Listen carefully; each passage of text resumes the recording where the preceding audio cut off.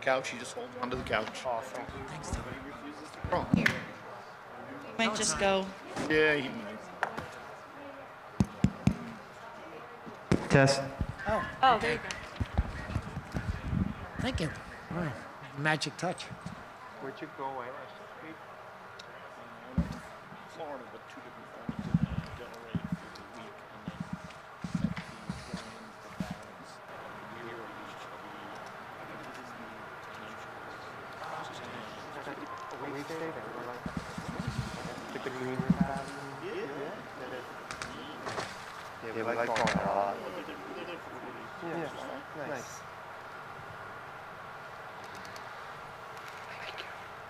All right.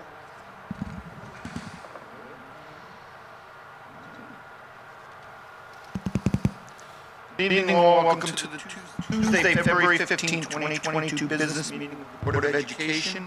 I need a motion for call to order, please. Motion. Need a second. Second. All in favor? Aye. Passes. Pledge of allegiance, please. Pledge allegiance to the flag of the United States of America, to the republic for which it stands, one nation, under God, indivisible, with liberty and justice for all. Thank you. For anybody who's not familiar with the emergency exits, we have 2 off the stage and then several right behind you. I need a motion for the approval of order of agenda, please. I need a second. Second. All in favor? Aye. Okay, approval of minutes with the clerk's report. Christine, please. Thank you. I am presenting a resolution to approve the minutes from our last meeting. Be it resolved that the Board of Education accepts the minutes of the business meeting held January 11, 2022. I need a motion, please. Motion. I need a second. All in favor? Aye. Passes. Public comments. Speakers recognized who wish to address the board on agenda. And now we will start with our presentations of the month. Mr. Richard will do January. Okay.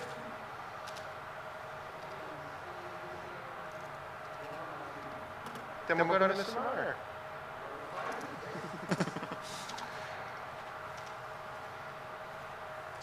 Thanks, Mr. Springer. Board members, Mr. Clemson. All right, I'd like to ask one of my fabulous teachers to come up and introduce this fabulous student of the month with me, Mrs. Pendlebury. Please come on up.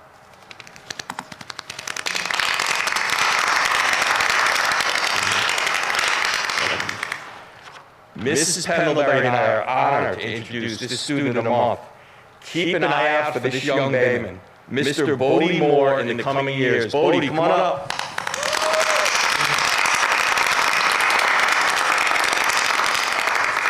This steadfast friend of everyone dedicates himself to seeing things through the lens of fairness and equality for all. In class, Bodie works hard to complete his tasks so that he can help others learn as well. He helps kids gather their things and pack up at the end of the day, includes others in all activities, and waits patiently for others to have a turn first. Usually quiet in nature, Bodie is not afraid to speak up when it comes to making sure everyone's ideas are heard, and he can usually be seen helping students work out their disagreements. On the playground, Bodie actively seeks out kids who are alone and includes them in the fun. Bodie excels as an athlete, but it's the building of a team that he's most interested in.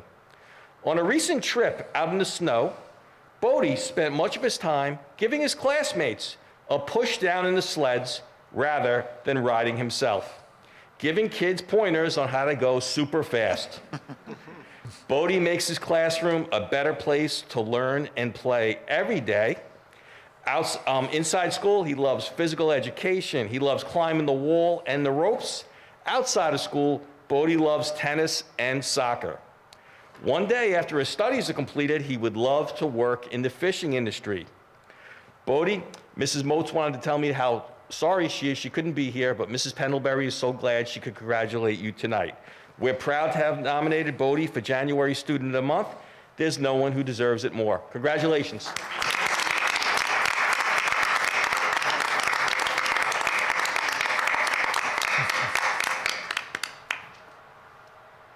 Okay, Mr. Shug, you're up.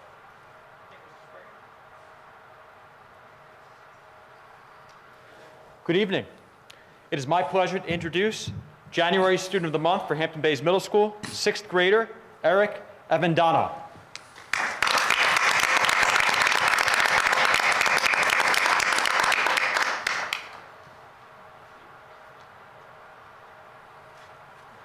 Eric was nominated by his team of 6th grade teachers. This is what Eric's teachers have to say about him. Eric is not only an outstanding student, but a very hard worker and a great friend to all who know him. He is a student who sees every day as an opportunity to better himself academically, and he's always willing to help his fellow students better themselves. Watch him outside of the classroom and you will see someone who includes others. During our interview, Eric, with his unwavering, beaming smile, shared more about what makes him the ideal candidate for this honor. He loves learning math because of the challenge it presents to him. His favorite unit so far has been solving algebraic equations. Additionally, Eric enjoys learning about Greek mythology and social studies. His favorite stories have involved the Trojan War, learning about the Trojan horse and Achilles. In fact, it may not be a surprise that his favorite stories to read outside of school are from the Percy Jackson series. He is currently enjoying The Sea of Monsters. He attributes his enjoyment to this series to his enjoyment of Greek mythology in 6th grade social studies class. Outside of the classroom, Eric feeds his curiosity as an active member of the Science Aquarium Club. His favorite activity involves experimenting with static electricity. Outside of school, he also enjoys being in any kind of water, swimming in a pool or ocean, or exploring as a scuba diver. Eric also enjoys being a member of soccer teams on which he can play either wing or striker. Someday he hopes to play for his favorite team, Manchester United. Another idea he has for a career is to serve in the Army branch of the military, following in his cousin's footsteps. What advice, secrets to success, does Eric offer to new middle school students? He simply explained to me that he gets his assignments done early so he can hand them in on time. Eric, congratulations on receiving the award of Student of the Month, and we look forward to seeing many, many great things to come in your future at HBMS and beyond. Congratulations.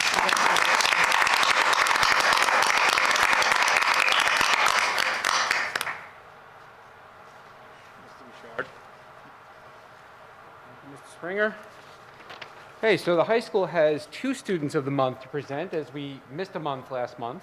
So I would like to begin by presenting one of our very exceptional seniors as the High School Student of the Month for December, Paulina Lopez. Paulina, why don't you come on down?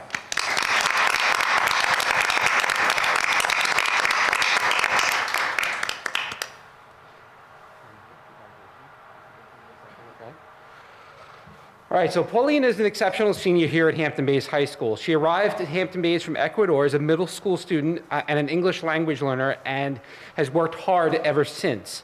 Today, she stands before you as an honors student with an average of 92.5. She volunteers at her church teaching and mentoring little kids that are new to the country. She was the unanimous decision of the math department for this honor. She consistently works hard and produces grades at the top of her class. Paulina aspires to become an architect, and she's going to take that journey on the road to what we believe at this point, I think SUNY Delhi, right? We're talking? Okay, so she's going to start that journey to become an architect and go on to do some pretty amazing things in that profession. So each and every day she comes here and demonstrates exceptional character and conduct, and she's definitely one of the seniors to watch in the years to come. Congratulations, Paulina.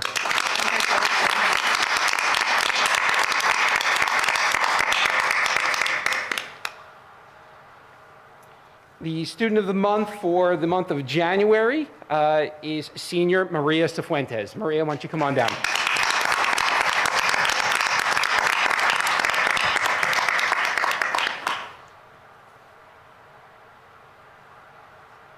Congratulations. All right, so Maria was the unanimous decision of the science department, who's being represented this evening by Ms. Fassini and Dr. Forsberg. I believe the nomination came from Dr. Forsberg, her AP biology teacher. And I got this really long, great write-up from Dr. Forsberg, but I'm just going to run down to the end, and where she writes, the department hopes she'll continue her science studies as she goes on to college next year. And she is a very, very talented science student, but I've got bad news for the science department. Maria is looking to major in English and is preparing to go to law school down the road. Okay, so although a talented scientist, we've got another path. And right now we've got a whole pile of colleges that are fighting over her. So we've had interviews with Georgetown, and we've gotten into Purdue and Villanova. Fordham is throwing some scholarship money at in Maria's direction. We're waiting to hear from NYU, Columbia, and we had a really interesting interview with Harvard just a few weeks ago. I'll never forget this. The first time I ever heard, following an interview, that the alumni interviewer said that I'm really looking forward to advocating for you. So Maria is a very, very special student.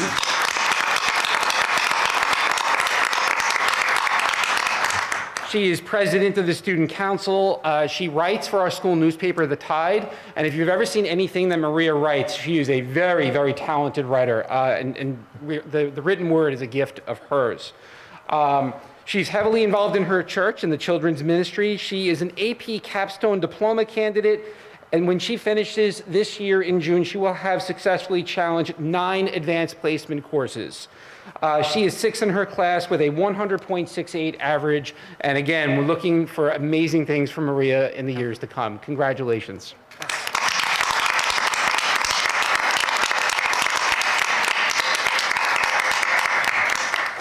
Thank you, Mr. Richard. Congratulations again to all. We will take a quick 5-minute break so you guys can take some pictures and whatnot, and we'll be back for the business section. Wow, that's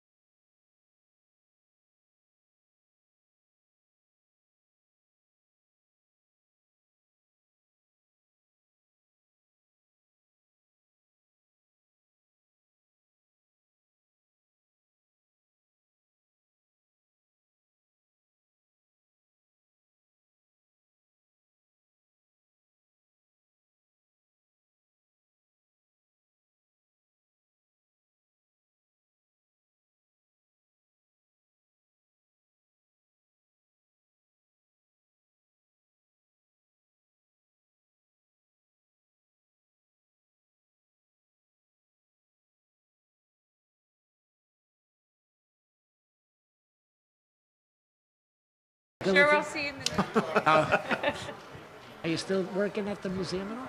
And events?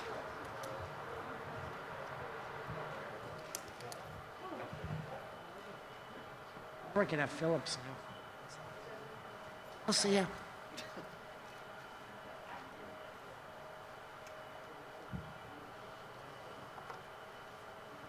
Okay, All right. Clemenson, it's all yours. Mr. Godfrey, we good? Okay. Good evening, board members, community members in the audience and at home. Much going on. We're moving in a really positive, bright direction as we head to spring. Mr. Springer just said in 30 days, right? In 30 days, the sun will set after 7 o'clock. So every day a little bit longer and a little bit more outside every day. Take a look at enrollment. Enrollment is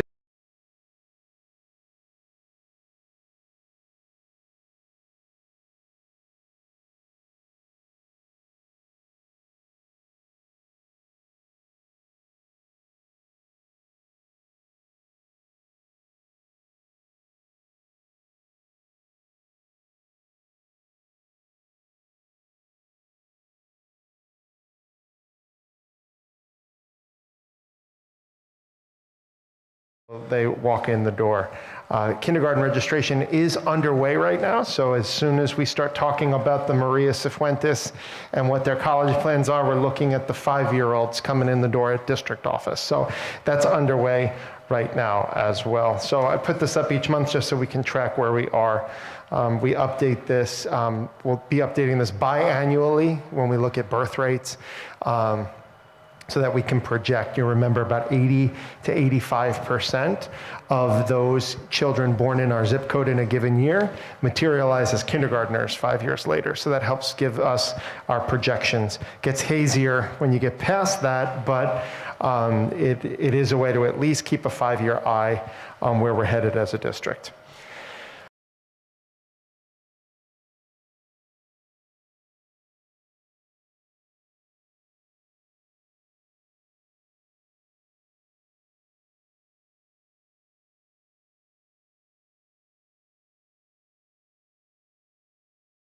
We've had 519 cases so far through, excuse the missing 2 there, but through February 15th today, 519 cases. Last year we had just over 203 cases, I think, across the whole school year. So obviously Omicron was an impact for us, and you can see the new cases by week on that chart at the bottom right. We really hovered in that 0.5 to 1 on average per day through most of the fall. And then once we came back from Thanksgiving, you really saw that take off with 152 cases, new cases reported the week after New Year's. So we were just spinning most of January with the goal of keeping doors open, classrooms alive. Remarkably, athletics finished their winter season. I wouldn't have thought that was the case a month ago. So today we had 0 new cases reported. This was the 4th day in a row we've had that. The only other time we had that was October 8th, 9th, 10th, 11th, and 12th. So hopefully this is a trend. We look at these numbers every single day. The dashboard of data, we are plugging numbers in constantly all day long. And I'm spending just a minute or 2 on this because it's leading in the direction that is definitely on the mind of the governor and the health commissioner and households across New York State. So you can see we're moving in the right direction there. It's now, so what that means is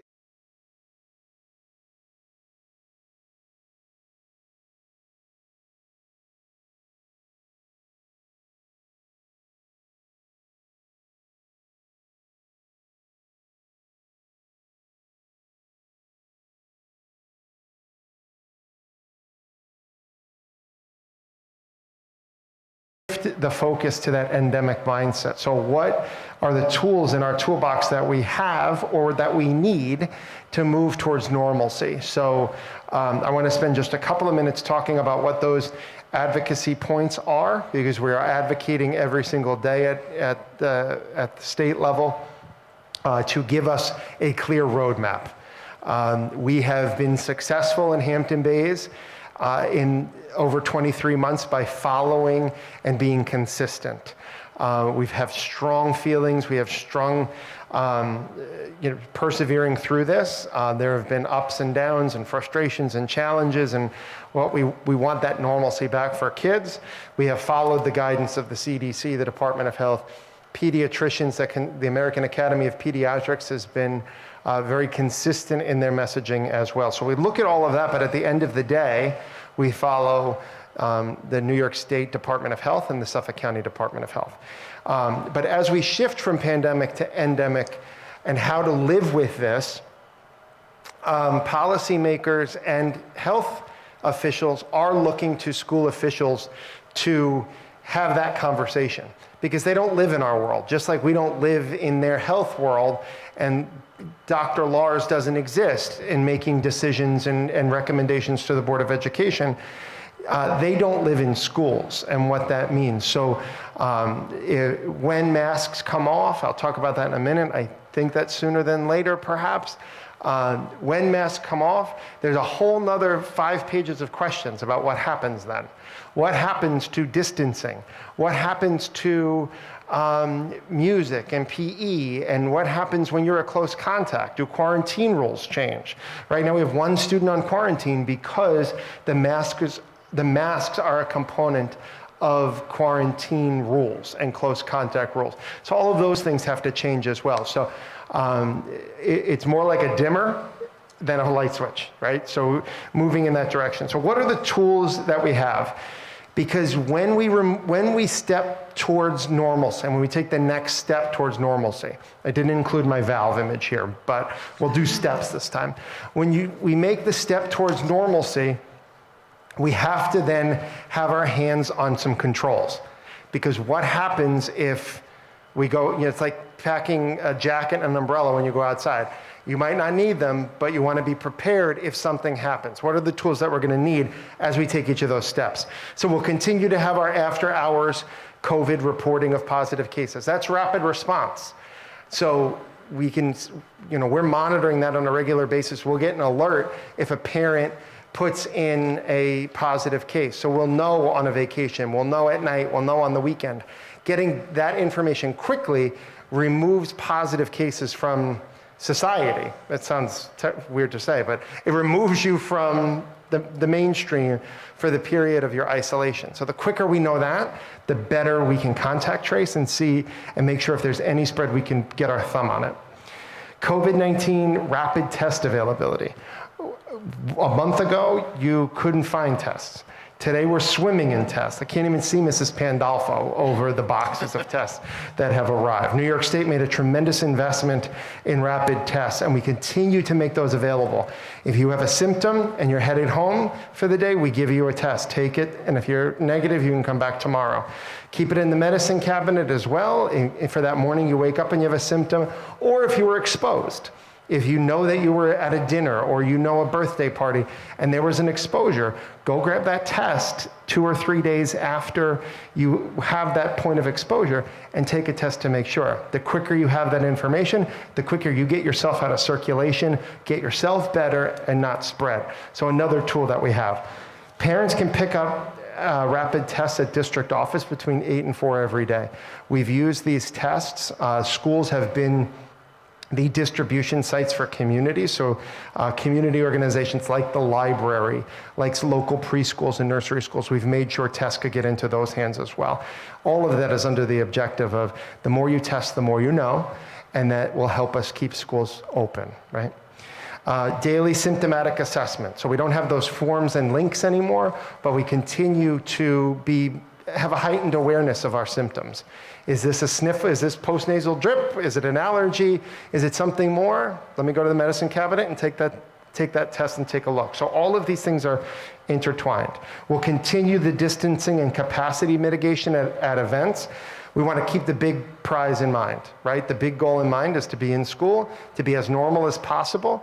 And if that means that this event might be virtual, it could serve the greater good. I'm not saying we'll switch everything to virtual, but that's a tool that we'll continue to use. We don't want to leave that in the past because sometimes a virtual meeting will be more important, or more valuable to us. Sometimes a virtual event might be more more useful at that time because of all the data we're keeping, because of all the tests that are being taken, because we can see in Hampton Bays if the numbers are going to start to go back up. Let me pull my valve out. We could turn that valve closed again, right?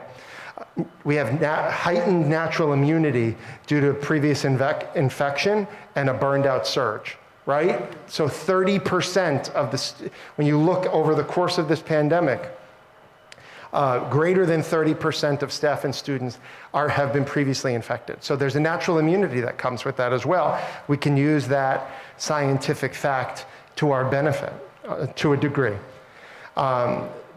Because as, all of this is, underneath all of this is when you learn more and you know better, then you do better. So as the science continues to evolve and as the research world continues to learn more about this and make policy recommendations, we continue to adapt to that. We do have high vaccination and booster rates in Hampton Bays and in the school system, and we'll continue to host booster clinics and vaccine clinics for those who want to. It remains our position that taking the vaccine is a decision between a family and their medical provider, but we believe in home court advantage. It is hard to get over the canal sometimes, right? People's lives are busy. Tom lives there, so he knows it. He does every day. It's harder than you think, Tom. But you can go to the middle school and get your vaccine or get some tests, and it's very convenient for families. We're going to continue to use our partners for that. After school hours, if the cafeteria is not being used, we can open it up and serve if there's a need. If there's not a need, we won't do it. Warmer weather is imminent. We use that to our benefit. You drive down Ponquag, you see those classes out there. They're learning, they're engaged, they're working together. And then we continue to have quarantine instruction as needed for students to stay engaged. And then all the remote tools that we have. So we have many, many tools that we should feel confident about if and when we are in a position to make the next step. So I say if because the law is the law, and we have to follow that. But if we get to a point where masks are not required anymore, or quarantine rules change, or contact tracing rules change, or any of those things, we're prepared to respond to it because we have a lot of tools in our toolbox. We might not have thought we had a lot of tools, but when you start listing them out, wow, we have a lot that's within our control to help control this situation. And there's my guy with all the levers, so we can keep pulling these levers. Our goal is to return to normalcy and keep schools open while managing blips. So little surges that might come, might be seasonal moving forward, but as we switch from pandemic to endemic thinking, we want to have our hands on many levers to pull the tool out that will be most helpful to us. So on February 9th, the board members, you signed a letter as a board with me as well, asking Governor Hochul to let us know where the goalpost is. We're moving to that phase now where when we say we're not quite there yet, we want to know what there is, because we can help get there. If we know where it is, we don't want Lucy hiding the ball from Charlie Brown, right? We want to know where there is, because then we can deploy all those tools, increase testing, virtual option if necessary for events or large-scale gatherings. We can pull the levers to help us get there and stay there. So we asked Governor Hochul, and this is a paragraph from her letter, looking for an off-ramp from the pandemic highway. We want to get into that endemic, sustainable thinking. Providing clear guidelines for when masks can be removed in school that are based on recommendations from medical professionals will help us move safely into that next phase. It'll empower communities to work together to avoid tipping points. So if we know where there is, and we're not there yet, as we approach it, it's a very honest conversation to our community. Hey, we got to calm ourselves down. We got to restrict a little bit because we don't want to put these back on. And then it's fair to say, when can they come off? The other part of that equation is when might they need to go back on? I think we need to put all of that on the table. If we know where there is, then we know how to either get there or stay away from there.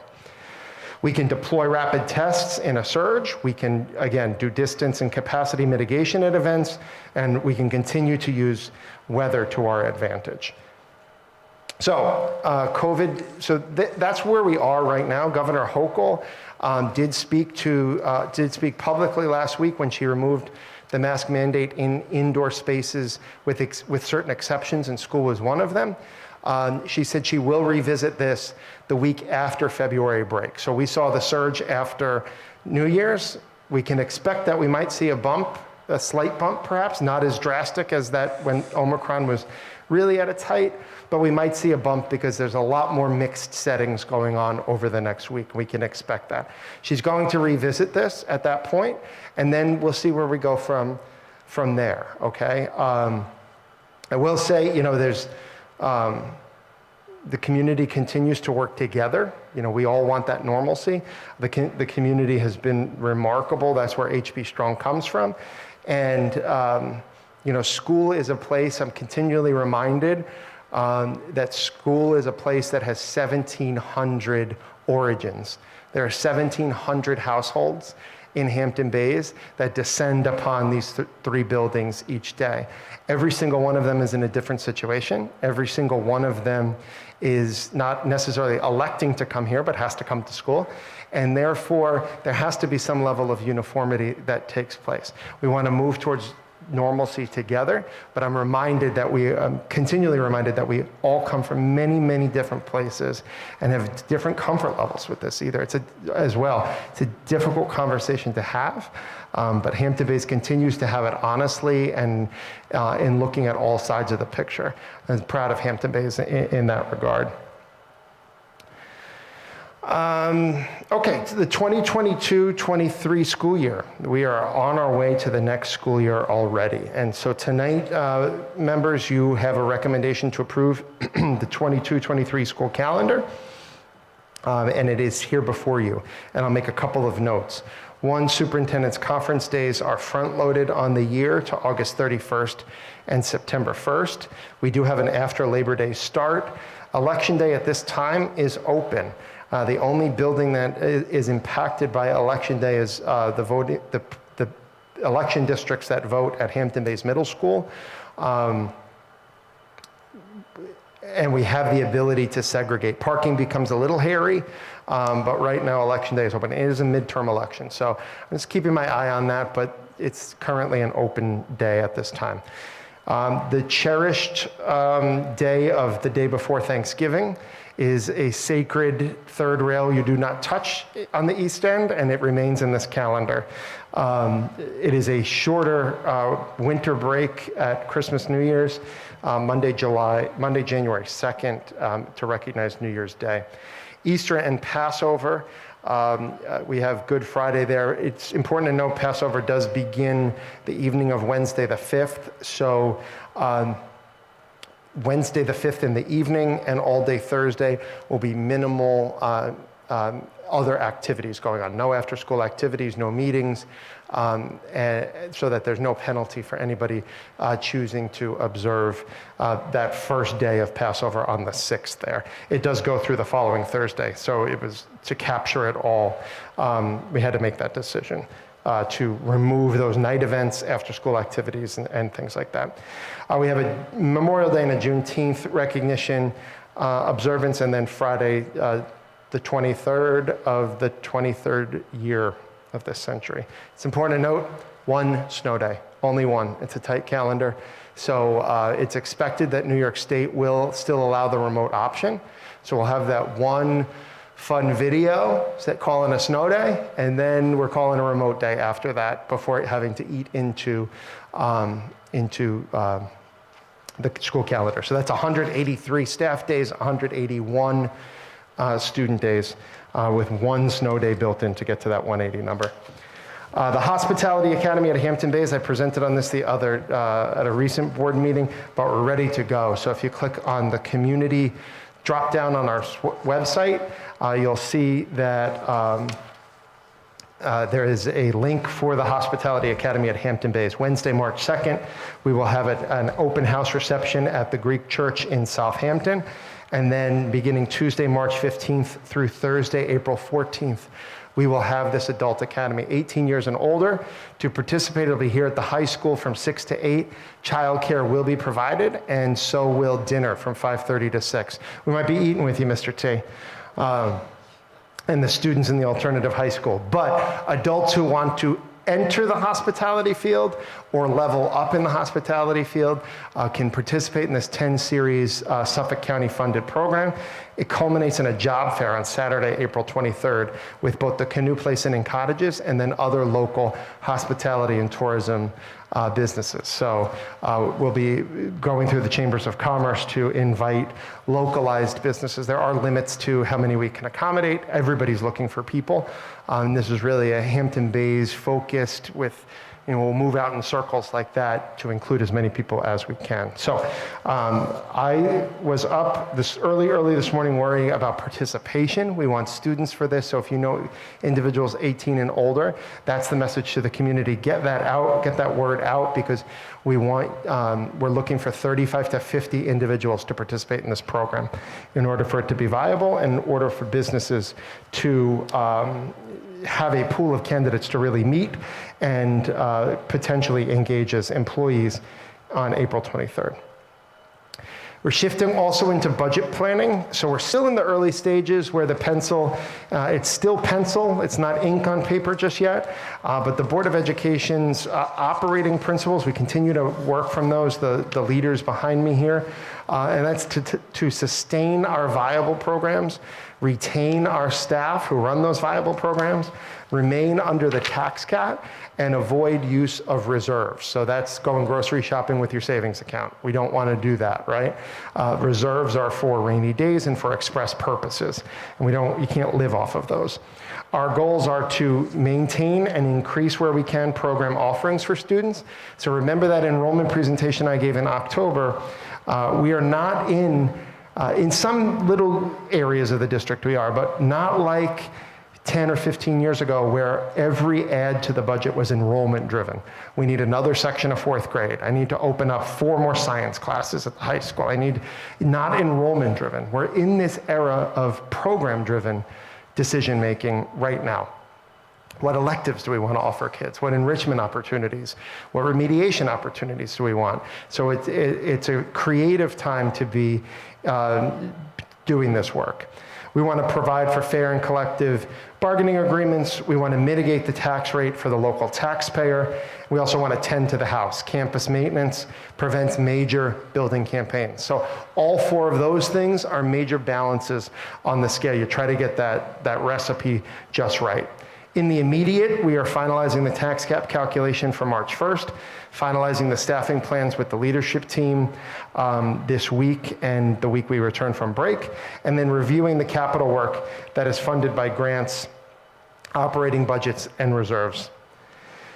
So what have we done so far? We have reviewed enrollment. We've updated it using our demographic data that I shared. Our building managers, our program managers and our school leaders have been building their budgets line by line. Special education placements and intake are underway to determine if there's changes in placements or supports that students need. We are analyzing the graduating seniors and the building shifts. So if the outgoing 4th grade kind of matches what our projection is for the incoming kindergartner, okay, that's good. We have a bigger 8th grade than the 4th grade coming in, that means some different things, right? And if we have a class of 202 seniors leaving and 170 or so 8th graders becoming 9th graders, also has some implications. Sheer numbers don't tell that whole story because there's program needs in there. ENL, special education, speech, what programs kids need. So it's not always less kids, less dollars. The combination of things is specific to the actual children in the district. We have reviewed collective bargaining agreements with BOCES, agreements with our benefit providers, health insurance, dental, disability insurance, pensions. We don't debate or negotiate those. Those are set, and that's what that is. We review elective offerings and course program, and then also co-curricular and athletic offerings as well. The New York State budget, Governor Hochul presented her budget in mid-January. It provides for a 7.1% increase over 21-22 school year. And 60% of that increase is foundation aid. Foundation aid is the big driver based on need of state aid to school districts. Hampton Bays, for a generation, the foundation aid formula was founded in 2007, and since the beginning, Hampton Bays was nobody was fully funded until recently, but we fell further and further behind because the goalposts kept moving for us based on the state formula. And so prior to last year, we were 4th lowest in New York State in the amount of foundation aid that was owed to us and the amount of foundation aid that we were receiving. So what did that mean? We had limitations on what we could provide in the district, because when there's a tax cap, you can only raise taxes to this amount, and when your state aid is only this amount, there's no more money machine anywhere. Like, that's it. And so if a dollar comes from here, it can go there. But if you want a dollar to go there, you have to take from there. So there were ceilings on all of this. So through continued advocacy up in Albany, talking to our legislators, Assemblyman Thiel, and then Senator LaValle, and now Senator Palumbo, are very much in tune to this, and so is Governor Hochul, that the catch-up provisions of foundation aid are extremely helpful. Every dollar that comes from Albany is a dollar that doesn't necessarily have to come from our taxpayers. And we're always mindful of what we want to retain and recruit the best staff. And I'm proud that we do that. Leadership team, staff, all across in every department of we want to provide a place for them to work and feel good about working here. We want to offer great opportunities for our kids. It's that 4 scale again. And make sure our facilities are taken care of, and also make sure that our taxpayer can sustain the investment that they're making. Hampton Bays has had the highest tax rate and one of the lowest per pupil spending rates in Southampton town. So it's been a reality that we have tried to mitigate for years. Foundation aid has helped us in that way. We've been able to make investments in our staff, in our program, and also mitigate the tax rate for, so it's a little bit of cake and eating it, right? We can do that right now. And hopefully this budget, as we go through that process, allows us to serve all of those needs again this year. The question is, does this continue? There continues to be uncertainty with inflation. There continues to be uncertainty in the national economy. The midterm elections also play a role in all of this, right? So there's a lot of tumult in society right now. So we look at where we are now and we say that's good, but we also have to always be looking towards the future as well. So last year we went from 40, this year we went from 60% to 80% fully funded. Next year, it's in italics, the hope is 23, 24. That gets us the distance to 100 and we cross the finish line. But it's in italics because that budget hasn't been passed and we don't know what the circumstances are then. So is it time to start making long-term commitments, and we're going to do this and we're going to, build any swimming pools, by the way, but not time to do that just yet. So right now the allowable tax cap limit is 2%. Our budget increase without a tax increase at this point is 3.81 because of that infusion of foundation aid. So when folks see a 3.81% budget, that does not translate to what's going to happen to their taxes. That number is without a tax increase right now. So current projections place our budget under the tax cap, again, balancing all 4 of those scales. Just want to share with you a look back to 2010-11. This is a breakdown of revenue stream as a percent of the budget. Green is the federal share, red is our state share, state aid, and blue is the local share, which the lion's share of that is property tax revenue with some small revenues from interest on bank accounts and some rent agreements and fees and things like that.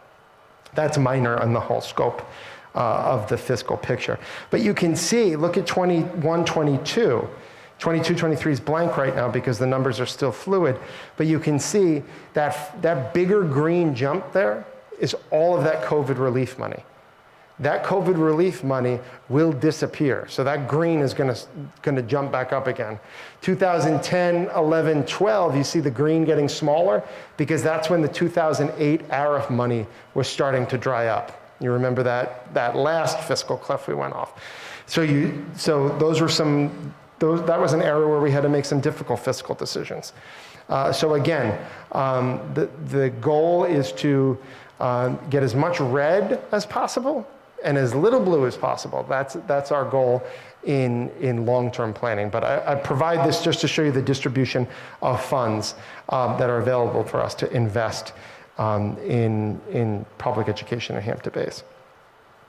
Key drivers of the budget and continue to be benefits, special education. We do have some expected retirements tonight. I'll say it now so I don't have to jump in during consent. We are regrettably accepting the retirement requests of Mrs. Eaton and Mrs. Burkhart here at the high school. So 2 longtime educators in the Hampton Bay school system. When folks do retire, it does change salary lines and things like that. So we do factor that into the budget. Staffing shortages and economic conditions continue to drive third-party contracts. So we have to expect that in the future. Health insurance had a bit of a big jump this year, a 12% increase. Pension rates just shy of 11% increase. I think we can expect to see some of these big jumps in the next couple of years. So we're going to have to weather that out. Again, so that's that long-term outlook. We want to move carefully and slowly so that we can mitigate any bumps in the road and not have to make super tough decisions as we go. And then the higher tax rate in Southampton Town that I mentioned. We'll continue to finalize our departmental budgets. The staffing projections will be finalized by the end of this month. And again, I go back to that position where we are right now of being program-driven versus enrollment-driven. Again, things to keep in mind, we want to avoid that fiscal cliff, and these federal grants are one-time dollars. So we want to make sure they're good investments, but we do realize that they're not ongoing investments. Let me stop there and answer any questions. I covered a lot of things: enrollment, COVID, hospitality, the calendar, budget, and anything else that might require me to answer. For the hospitality, do we have that out and about so that we can start really drumming up people for that? Say that again, I'm Do sorry? we have it out and about so that we can really start spreading the information? Yep, so the project team did some final approvals today, so that should go out tomorrow. Okay. Yep, so it's been like a soft opening live on the website. We will push it out through our social media. We'll push it out through an email to the community, to our school community, the Chamber of Commerce, Suffolk Community College's hospitality program, and St. Joseph's College leisure and tourism studies program as well. So we'll start to get that word out. We'll see in the next 5 or 6 days if we need to, pound the drum further, or if we get past 50, we're going to have to start making some decisions to limit participation. It could be anywhere between 4 and 400, right? Like the weather forecast. So we're hoping to get that 40 to 50 people right there. Any other questions? Okay, thank you, everybody. Thank you very much. Thank you.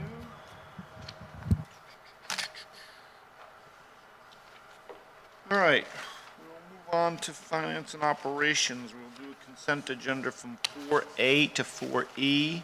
Unless anybody has any questions, I need a motion. Motion? I need a second. Second. All in favor? Aye. Motion passes. Student services, I think we've covered, so we just have 5A. I need a motion. Any second? Second. All in favor? Aye. We just discussed personnel, so we'll do consent agenda from 6A to 6L. I need a motion. Motion? I need a second. All in favor? Aye. Motion passes.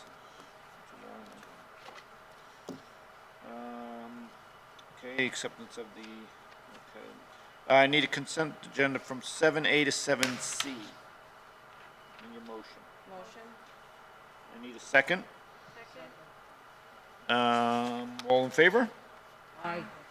Passes. Public comment. Persons may address the Board of Education on any matters of interest or concern. The Board President will recognize all speakers. Time limits may be imposed based upon agenda needs. I don't see anybody. Okay. I need a motion to adjourn tonight's meeting. Motion. I need a second. Second. All in favor? Aye. Motion passes. Meeting is adjourned. Thank you all. Get home safely. A little warm weather tomorrow.